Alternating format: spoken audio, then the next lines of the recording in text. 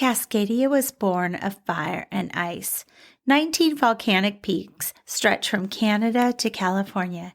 Sulfur, lava, ocean mist, evergreens, and fog commingle to create one of the world's most haunting, mysterious realms. There are rumors a network of lava tubes connect the mountains beneath the surface, from ancient alien civilizations to Sasquatch to legends of the Watchers to underground libraries gilt in gold. Yes, folks, lace up your hiking boots. Curious Cat is venturing into the woods of the Cascades for an unforgettable Season 3. Find all Cascadia episodes on your regular Curious Cat feeds. Special season art was created by Nora's Unnamed Photos. Follow them on Instagram to keep up with their latest designs. Okay, so recently I had the most incredible conversation about Sasquatch in the Cascade Mountains with Derek Condit. He's the shooting star that owns Mystical Wares in Mount Vernon, Washington, and they're online as well. He has incredible healing and psychic abilities and recognizes Sasquatch as a selfless healer, like himself, I've got to add. Our rich conversation was an hour long, and even after I stopped recording, my mind raced with more questions. That's a long lead up to today's bonus Cascadia Sasquatch episode. Today, I'm reversing gears for a second. I'm going to go over Bigfoot 101, then share more about Missing 411 David Paulides' book that he's written. Actually, he's written multiple about Bigfoot, and his free YouTube course about Bigfoot. And I'm also going to tell you some older stories that I found when I was backgrounding for Derek Condit's interview. Last but not least, I'll dig into Sasquatch's alleged supernatural powers. Let's get into it. Sasquatch has lots of names: Bigfoot, Stick Devil, Kushtaka, Wild Man, Ape Man, Yeti, Abominable Snowman, Yowie, and Skunk Ape. From the book Rain Coast Sasquatch by J. Robert Alley, he details one tribe that believes Sasquatch was once human. He nearly drowned in water and was transformed into the first of the otter people. Common traits of Bigfoot or Sasquatch from the first-hand accounts: that he's eerily human. For this information, I turned to the book Tribal Bigfoot by Missing 411 author David Paulides. It is well worth buying or requesting from your local library, just for the sketches alone by forensic artist Harvey Pratt. I've put the links to David Paulides' website in the show notes. All right, so human-like. Near the back of Paulides' book, there are illustrations where Harvey Pratt depicted Sasquatch without fur on his face. The results are going to challenge attitudes that Sasquatch is some sort of ape. No, it's clear there's a direct human link from these forensic sketches. These sketches, by the way, came from detailed descriptions given by credible witnesses that also provided signed affidavits. If they are proven to have lied, then they could spend time in jail. Sworn statements that Sasquatch is human. Pretty interesting. Other common attributes: Sasquatch is tall. Reports range from 7 to 9 feet with long arms that end at the knees. Oh, and an important note here: many in the Bigfoot research field say this is the easiest indicator, a way to spot a hoaxer, is their costume will have arms that are the same length as us, not long enough to be a real Bigfoot. 99.99% of witnesses say hair covers Sasquatch's body and can be gray, white, shades of brown, or black. There's one researcher who suggested that the variation in hair color, the graying and thinning later on in life, mimics Homo sapiens, which I found really interesting. And if you remember from my interview with Derek Condit, he had a totally different take on this. Like a column of smoky quartz crystal that is deep and dark at the beginning of a metaphysical session that bleeds out to a mix of clear and brown at the session's conclusion. He believes Sasquatch's hair color reflects a vibration, and that change in color is that a visual reflection of using up energy. So the darker the hair, the more energy in Sasquatch's physical battery. And that is super interesting, isn't it? A quick note, accounts of hair on Sasquatch's face are extremely rare. I mean, a lot of depictions will show that. And I know the Patterson Gimlin footage has a female Bigfoot that has hair on her face, but it also shows some shine on the nose, the bridge of the nose where the sun would hit. So you see that it's thinner hair there. Another aspect is unusual vocalizations. Some say Sasquatch is able to carry or throw his voice, and in a few specific stories, his whistles tend to be an all-clear signal to other Bigfoots or Sasquatches in the area. Some say that he can mimic an owl or a blue jay as well, so more high-pitched. Sasquatch gravitates to clear, fresh sources of water. In fact, some say they are excellent swimmers. Derek Condit mentioned a video that went viral that was shot from a Washington State ferry that captures what appears to be a Sasquatch swimming between islands. I found the witness interviewed on Coast to Coast AM, and I put those links in the show notes so you can read and listen to it yourself. His name is Reitman Mullis, and he was 10 years old at the time. It set off a lifelong passion in him to find Sasquatch. Smelly. Okay, so some say he's pungent and off-putting. Something like a dead body is what the scent is described as. We'll get into this further later, but I did ask Derek Condit about that smell.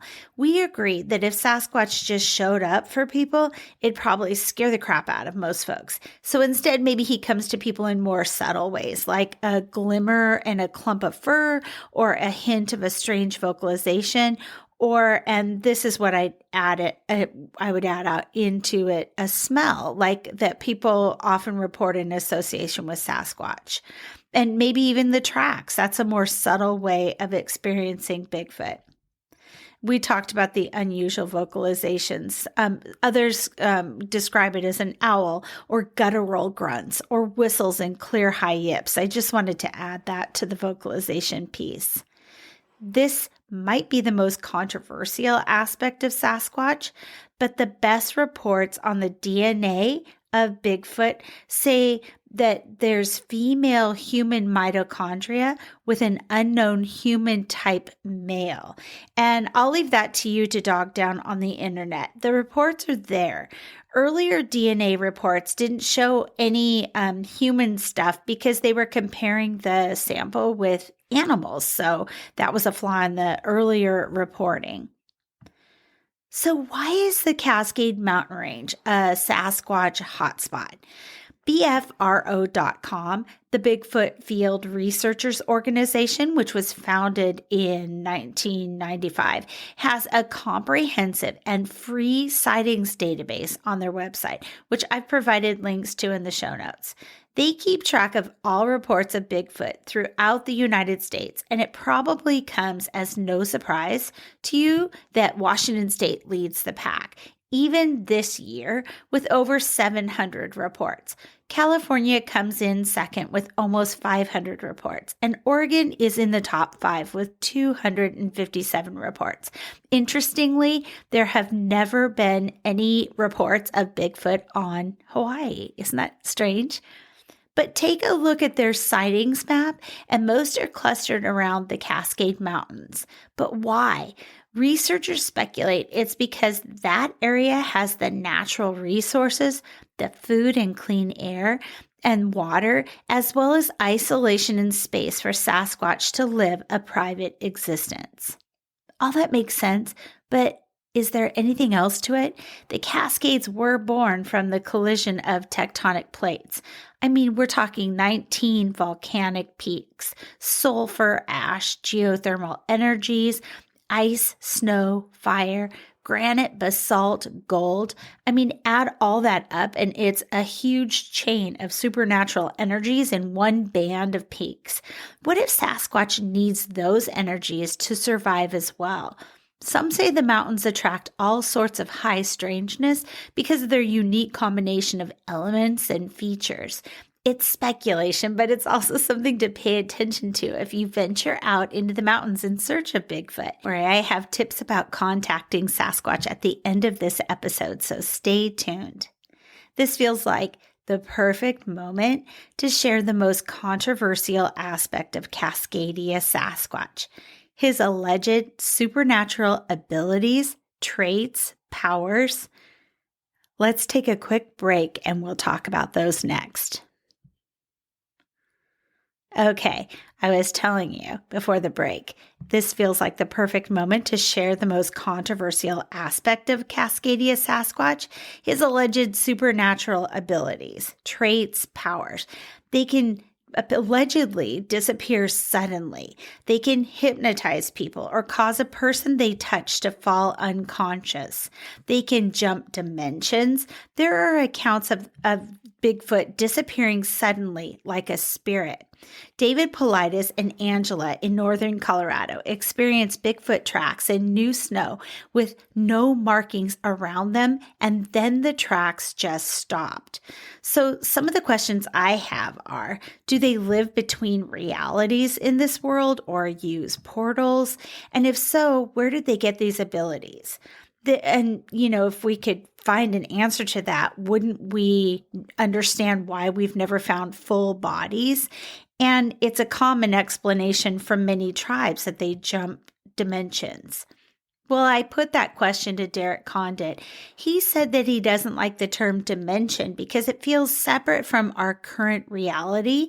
Instead, he says density, which rings true. He went on to explain that Sasquatch is able to change his density so that in some instances, it's as though he disappears. It's why the footprints on fresh snow just seem to disappear.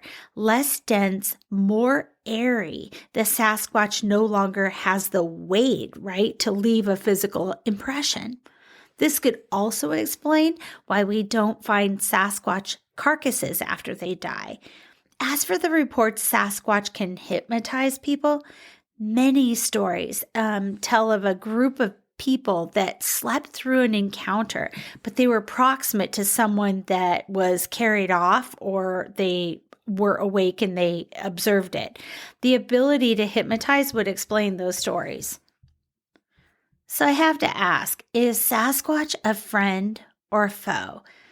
I told you I'm watching Missing 411 David Paulides on YouTube. He's giving a 20-part class on Bigfoot, which I highly recommend.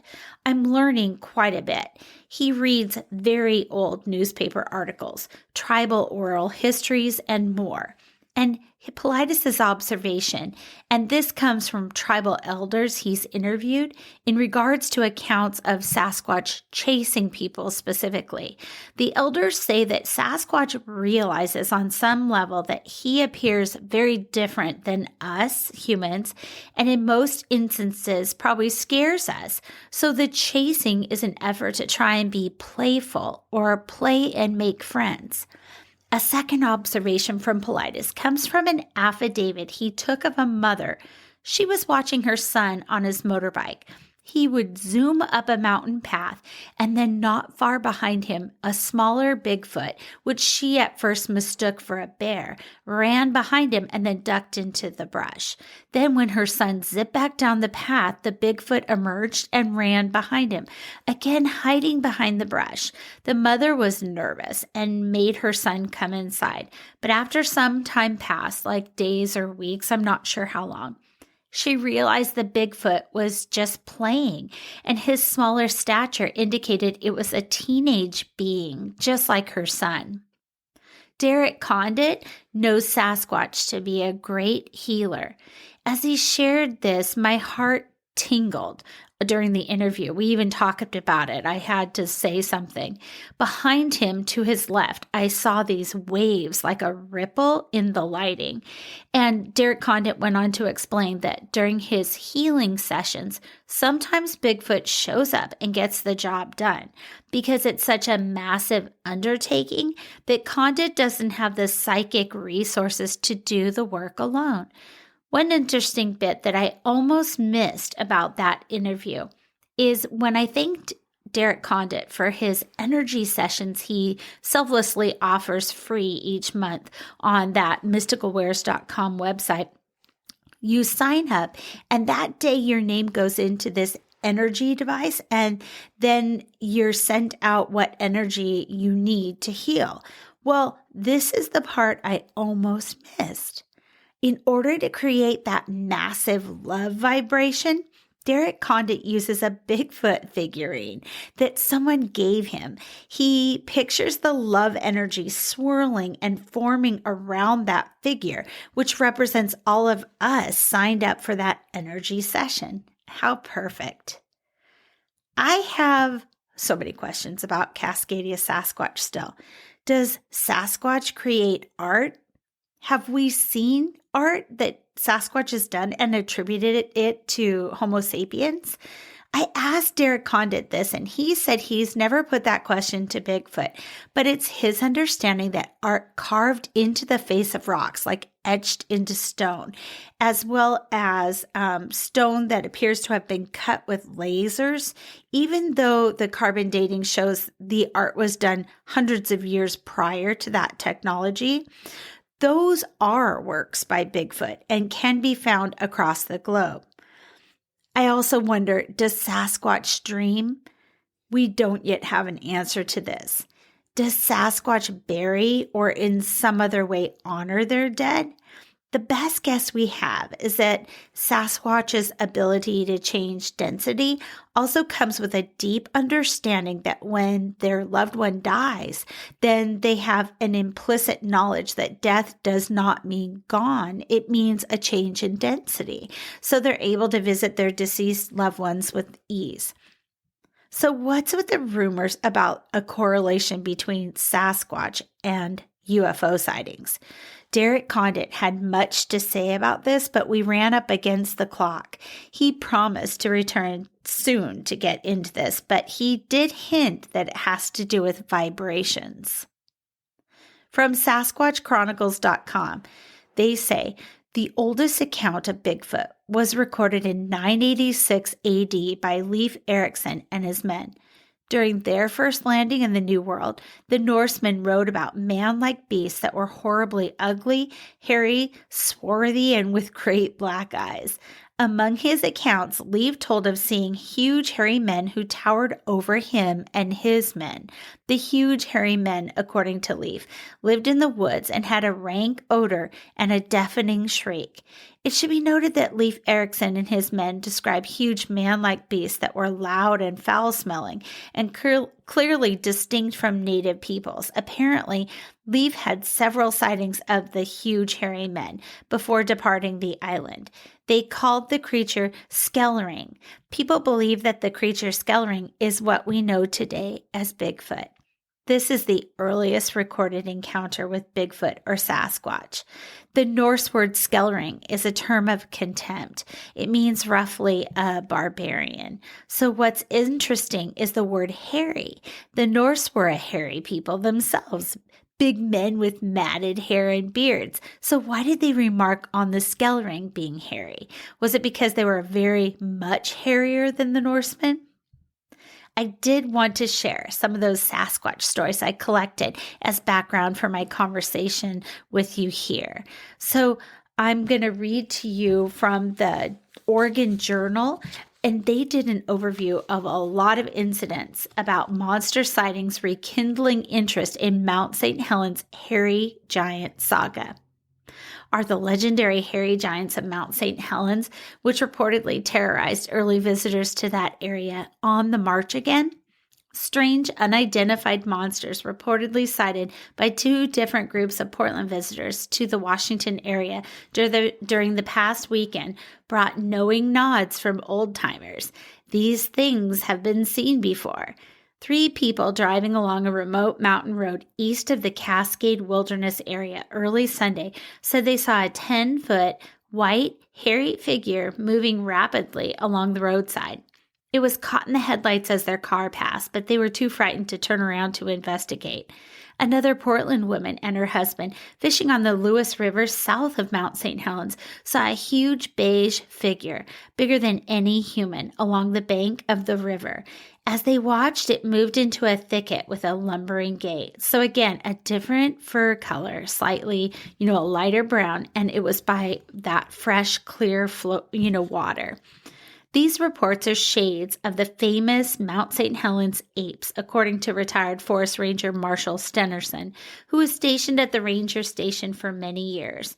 He had listened to and investigated many reports about the strange monsters that supposedly inhabit the slopes and the remote wild country around the beautiful mountain.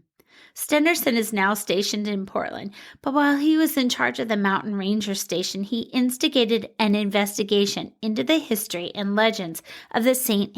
Helens area. This investigation revealed that the stories of the hairy giants on Mount St. Helens are older than the white man's inhabitation of the Northwest. The Klallam Indian tribe claims these giants are a ferocious Silatic Indians, a tribe of renegade, marauder-like people who live like animals in the caves and lava tunnels in the high Cascades. I've told you about those lava tunnels.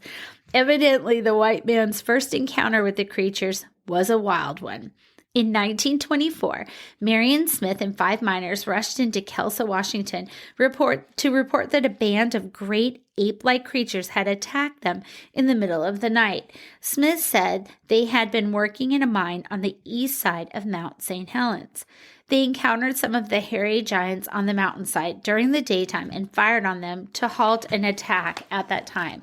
One of the huge creatures was believed slain, and the body rolled over a cliff into a deep ravine, destined thereafter to be known as Ape Canyon, located on the southeastern slope of Mount St. Helens. The attack continued after dark, Smith reported to the Cowlitz County Sheriff. The hairy giant ape man pelted their cabin at night with rocks and danced and screamed until daylight. They described the mountain devils as being at least 7 feet tall and covered with long black hair. Their arms were long and trailed, they said. The great ape hunt of 1924 followed, but no apes were ever found. Reference to apes is the white man's term, the local Indians say. They are renegade outcasts or people. The sheriff led a large party out of Kelso on an eerie trip to Mount St. Helens with all participants armed. They found huge footprints around the miners' cabin, but never saw what made the footprints. Nevertheless, the miners never went back to mining in that area. Inspired by this white man legend, an employee at the ranger station later had a lot of fun with a large foot form. From time to time, he left its imprints on the lakeshore. This caused a lot of excitement, and later when someone discovered all tracks were of the same right foot, he admitted to the hoax. However, the hairy giant legend persists today, and more fuel has been added to the fire from time to time as intermittent reports have come in about persons sighted strange figures on the mountainsides or hearing weird noises in the wilderness. The sightings last weekend were the first reported for several years. Are the old-timers right when they surmise that the hairy ape men may be on the move again? Again, this came from the Oregon Journal in 1962. There's also rumors, dark rumors, strange rumors about unmarked black helicopters that removed bodies of Bigfoot that died due to the massive eruption of Mount St. Helens on May 18th, 1980. I found one report, and I'm going to read it off my phone because it was so intriguing. All right, so this report comes from Washington Bigfoot. I've put the links to it in the show note, and they reference a previous post, dug a bit into the idea that the local Bigfoot that lived around Mount St. Helens may have been killed in the 1980 eruption. Well, a thread on Facebook took it a bit further with information about multiple reports of sightings of Bigfoot bodies being removed by those reacting to the disaster. The government is hiding dead Bigfoot bodies. The first account is from Who's Watching You, an exploration of the Bigfoot phenomenon in the Pacific Northwest by Linda Coyle Suchi. And the quote that they have is, they don't give the first part of it, but it says, was placed in charge of one pile of dead animals in particular. The pile was covered and no one was allowed to come near it. Armed U.S. National Guard personnel were guarding this pile. On the day that they were going to move this group of bodies, Bradshaw was standing very close to the pile and was told to keep his mouth closed about what we were about to witness.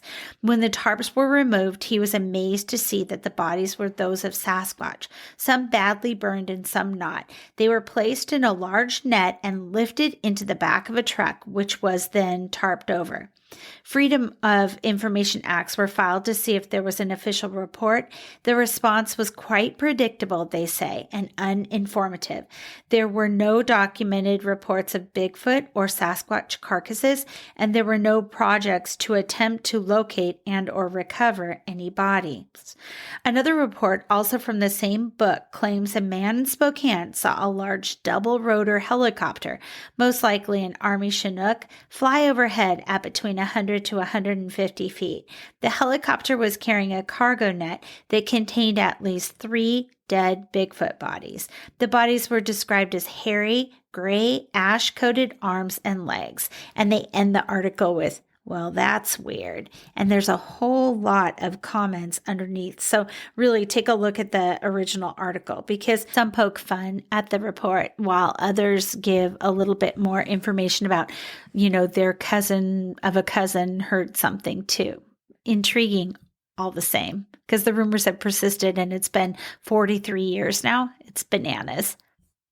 For listeners who wish to explore the wilderness in search of Cascadia Sasquatch, Derek Condit had this straightforward advice. Set an intention the night before, then put some fresh fruit like apples or grapes into your backpack.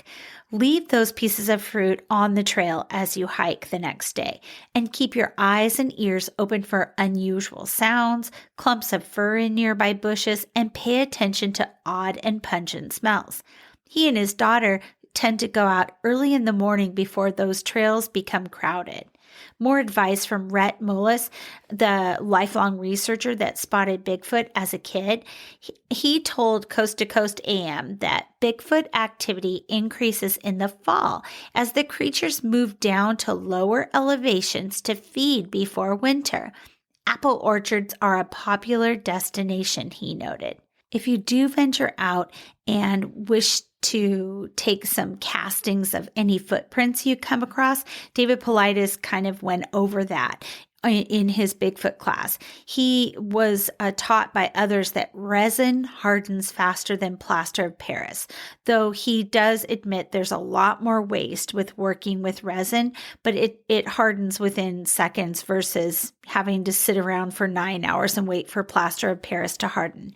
He also mentioned that if you come across a track in sand, like on a beach, be sure to carry hairspray with you. Spray that print, then let it dry for a minute or two, and then make your casting. The hairspray holds that sand in place so you get a better impression. I hope you enjoyed our Sasquatch in Cascadia bonus episode. We will be turning our attention to the skies above the Cascade Mountain Range next time. If you're curious to dig deeper into what I covered today, check out the show notes and enjoy that research project. Yes, nature is powerful. It's also wondrous and magical. Just a moment standing in the shadow of a mountain or at the edge of a riverbed shrinks that ego and heals the soul. I hope Cascadia inspires you to dust off your backpack and venture into the wild. Who knows what mysteries lie ahead on the trail? If you happen to encounter something supernatural, drop us a line at curious_cat_podcast at iCloud.com. Maybe your story will be featured in an upcoming episode. If you venture into nature, be safe out there. Let someone know where you're headed and when you plan to return. Until next time, stay curious. I love you.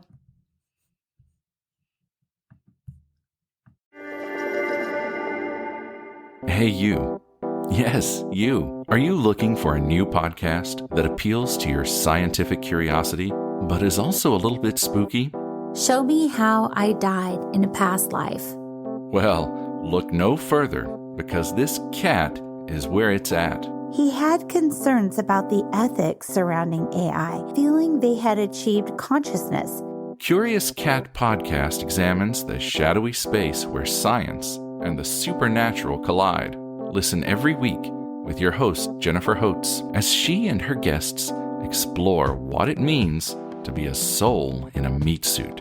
We were healing karma together. They were all kind of predestined to resolve something. Listen on all your favorite streaming apps and continue the conversation on Twitter at CuriousCatPodCA, or find Jennifer and all her links at Jennifer L. Holtz, spelled HOTES.com.